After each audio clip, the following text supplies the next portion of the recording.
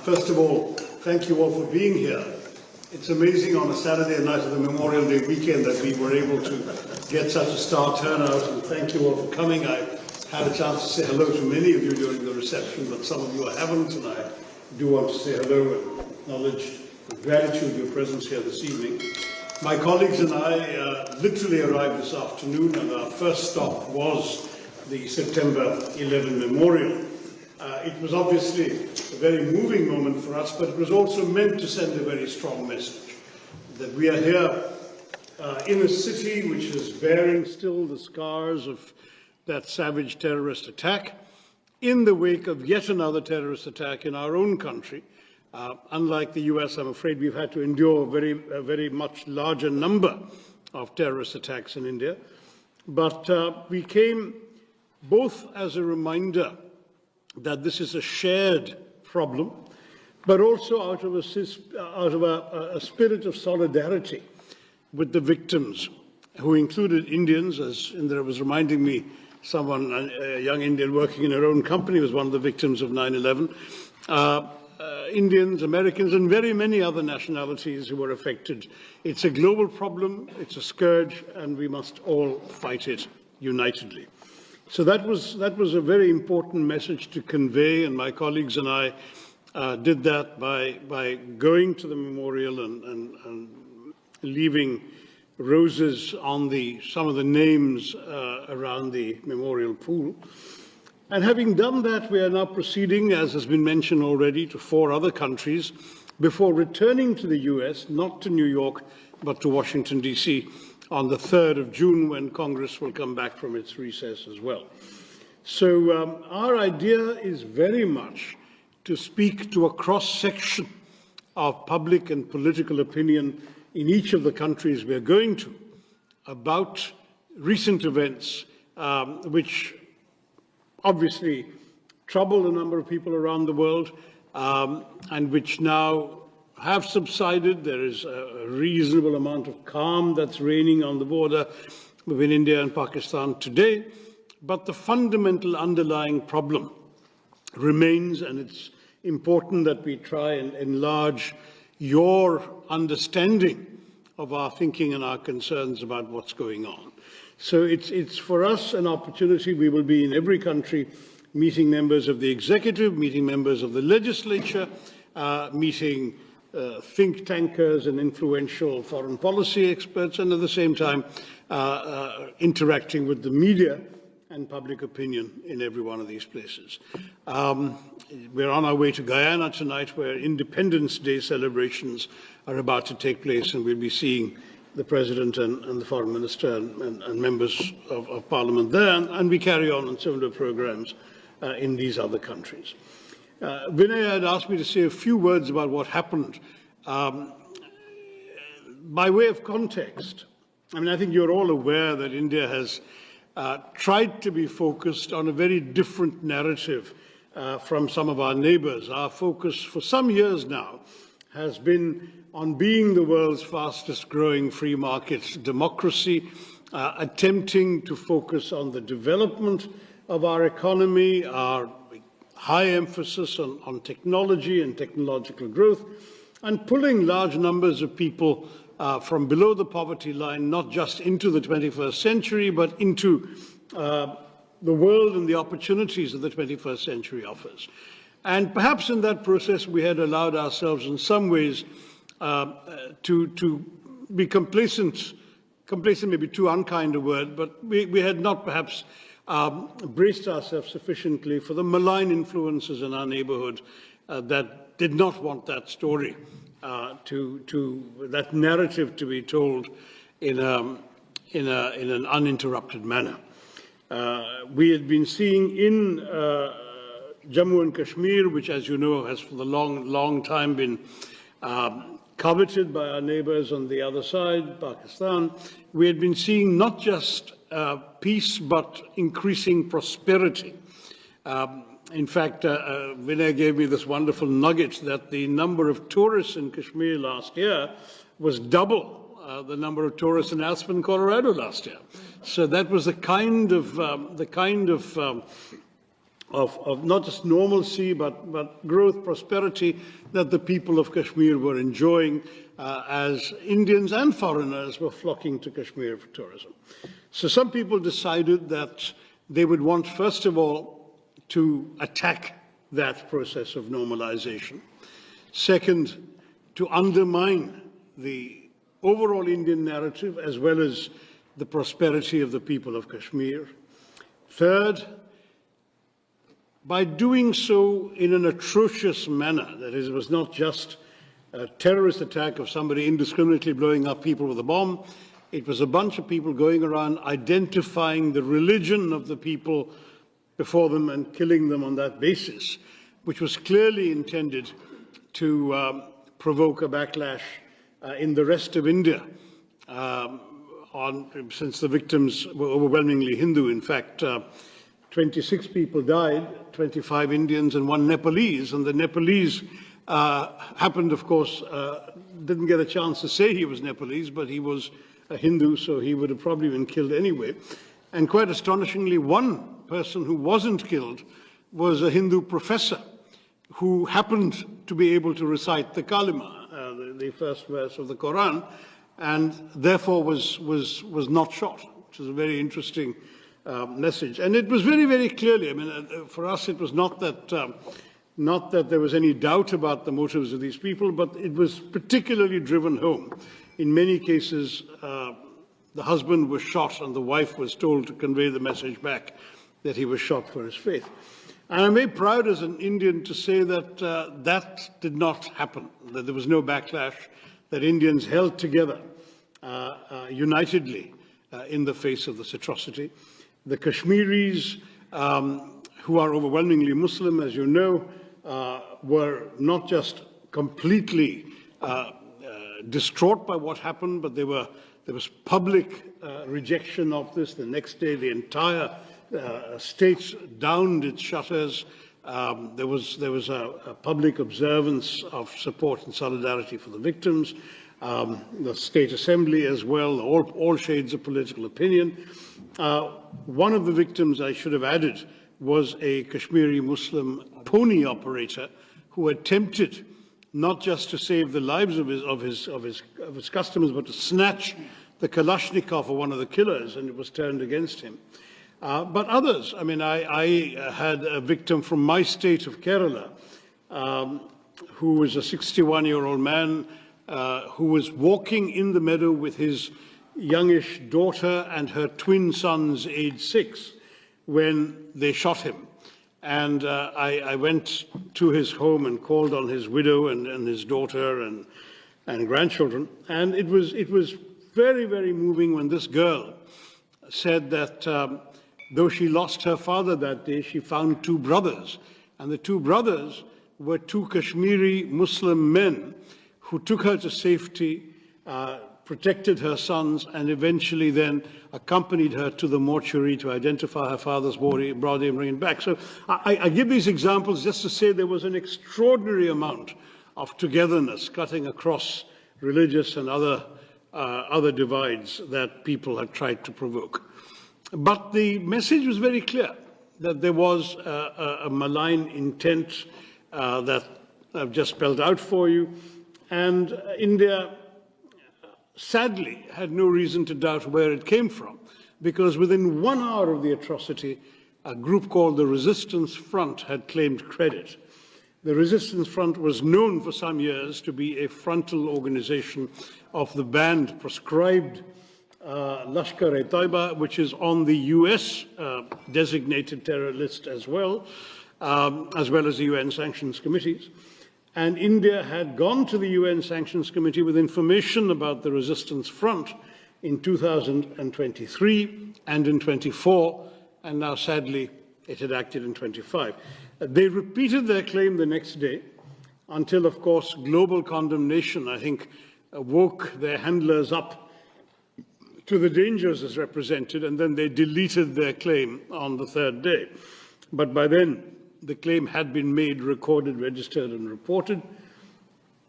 And for us, therefore, the culpability lay not just with the 5 4 or 5, we're not 100% sure, evil killers who came to Pahalgam and did this atrocity, but also with those who had sent them, financed them, equipped them, trained them, guided them into doing this. And since we knew where Lashkar-e-Toiba is headquartered, it has its not just a safe haven, but a rather generous 200-acre campus in a city in the heartland of Pakistani Punjab.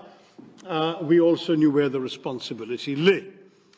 Sadly, Pakistan chose to follow its usual path of denial. In fact, Pakistan, with the help of China, succeeded in removing a reference to the resistance front from the resolution of condemnation that was drafted in the Security Council, the press statement actually, not resolution, in the Security Council of the UN 2 days later. But though the name was not mentioned, it was, as I said, a matter of public record, and we knew what was happening. India replied immediately that we would not let this go unanswered. I don't work for the government. As you know, I work for an opposition party, but I myself authored an op-ed in one of India's leading papers, the Indian Express, within a couple of days, saying the time had come to hit hard but hit smart. And I'm pleased to say that's exactly what India did. On the night of the 6th, 7th of May, it was 6th here, it was 7th for us, at 1:05 in the morning, a time chosen deliberately to avoid any risk of too many civilians wandering about or any collateral damage, very precise and calibrated strikes took place on 9 specific known terrorist bases, headquarters, and launch pads.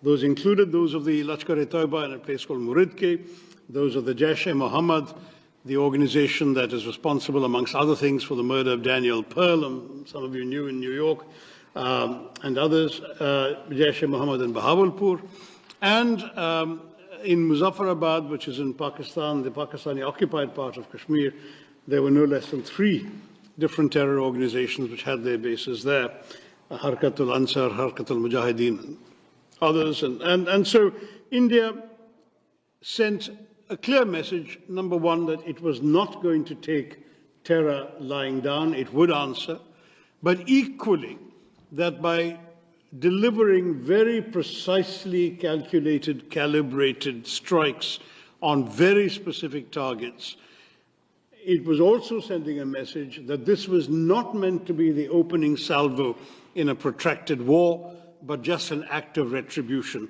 that we were prepared to stop with that act. In other words, not just in other words, it was officially conveyed. There is a regular hotline between the 2 Directors General of Military Operations. The message was conveyed that this was the intent, that it was pointed out that no military targets, no civilian targets, and no governmental targets had been hit, not even by accident, and that the message, therefore, had been delivered exactly and precisely to the terrorists and their handlers. And nonetheless, Pakistan chose to respond, I'm sorry to say, with indiscriminate shelling across the border the very first day and night, which sadly killed 19 civilians and injured grievously 59 others, including Carmelite nuns in a convent, Sikhs worshipping in a Gurudwara, and others who happened to simply be in the line of fire because they lived in districts adjoining the Pakistani border. When this happened, India had no choice but to retaliate in kind. The matters got worse the next day as the Pakistanis followed up artillery shelling with a serious invasion of drones and missiles. India's air defenses were able to hold them off, but in turn, India returned the compliment, and on the night of 9th, 10th May, India hit 11 Pakistani military targets, including a rather well-known air base that's just 1.5 kilometers away from military headquarters of Pakistan in Rawalpindi. The following morning, we got a call, or our Director General of Military Operations got a call from the Pakistani Director General of Military Operations saying they'd like to stop this. And we said, we've been saying all along, we didn't want to start anything. We were just sending a message to terrorists. You started, we replied. If you stop, we'll stop. And they stopped. There was an 88-hour war. We look back on that with a great deal of frustration, because it needn't have happened at all. Lives have been lost. But at the same time, we look back on this experience with a steely and renewed sense of determination. There has now got to be a new normal. No one sitting in Pakistan is going to be allowed to believe that they can just walk across the border and kill our citizens with impunity. There will be a price to pay, and that price has been going up systematically. I'll just take you briefly through what happened. You may remember in 2015, well, you may not remember because this is our problem, not yours, but in 2015, in January, there was an attack on an Indian air base, a place called Pathankot. And our Prime Minister had just made a goodwill visit to Pakistan the previous month. On the 25th of December, he'd attended the birthday celebrations of then Pakistan Prime Minister Nawaz Sharif, whose granddaughter's wedding was on the same day. He'd given gifts. So when this happened, he was so astonished that he actually called the Pakistani Prime Minister and said, why don't you join the investigation? Let's solve who's doing this. And the Pakistani, you can imagine the horror of the Indian military establishment at this idea that Pakistani investigators are going to come to an Indian airbase. But they came. And they went back to Pakistan and said, oh, the Indians did it to themselves. That was the last straw. I mean, it was just we'd already gone through the horrors of 2008 in Mumbai when 170 people had been killed, and the Pakistani denials at that time were laid bare not just by the fact that we caught one of the terrorists alive and his identity, his address, his family, etc., were identified in Pakistan, but equally because that drama took place over 3 days, during which Western intelligence agencies trained their recording devices, amongst other things, on Pakistani, the chilling voice of the Pakistani handler, giving minute-by-minute instructions to the killers in Mumbai. So the evidence was there, there'd been denial, and that denial was proven to be completely false. And as you know, thereafter, the Pakistanis claimed not to know where Osama bin Laden was, until he was found in a safe house right next to an army cantonment, in a city dominated by the army. This is Pakistan, and I'm afraid for us, 2015 was the last opportunity for them to behave, to cooperate, to really show they were serious about ending terror, as they claimed every time that they were. And since they did not do it in January, in September 2015, there was another attack in a place called Uri, also not far from the border, and this time India breached the line of control which we had rigorously observed throughout in every previous skirmish. We had never crossed the line of control. We crossed it with a surgical strike in September of 2015. That seemed to calm things down a bit, but unfortunately in January of 2019 there was another terror attack in a place called Pulwama, killing 40 Indians at that point. And then India responded not just by breaching the line of control, but also breaching the international border and striking with our Air Force a known terror training camp in a place called Balakot. Now we have not just crossed the LOC, we have also crossed the international border. We have hit Pakistan in their heartland. And we have done so, as I say, only to send a message about terror. We are not interested, and we still remain absolutely clear that we are not interested in warfare with Pakistan.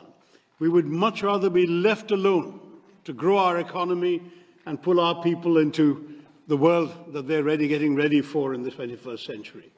We have no desire to have anything that the Pakistanis have. Sadly, we may be a status quo power, they are not. They are a revisionist power, they covet territory that India controls, and they want to have it at any price. And if they can't get it through conventional means, they're willing to get it through terrorism. That is not acceptable to us, and that's really the message that we are here to give all of us, all of you in this country and elsewhere. We are determined now that there's got to be a new bottom line to this. We have tried everything, international dossiers, complaints to sanctions committee, diplomacy, even this joint investigation attempt. Everything has been tried. Pakistan has remained in denial. There has been absolutely no conviction, no serious criminal prosecution, no attempt to dismantle the terror infrastructure in that country, and the persistence of safe havens. So from our point of view, this is it. You do this, you're going to get this back. And we have demonstrated with this operation that we can do it with a degree of precision and with a degree of restraint that the world, we hope, will understand. We have a right to self-defense. We've exercised that right. We have not done so irresponsibly, and we have not done so in a way that would have warranted a wider conflagration. That's really the message I wanted to give you all today. I'm sure you have questions and comments, and my colleagues represent, as I say, 4 parties amongst the 5 of us, and there's a wide span of views. We're all happy to join in conversation with you. Thank you all very much once again for coming and being with us.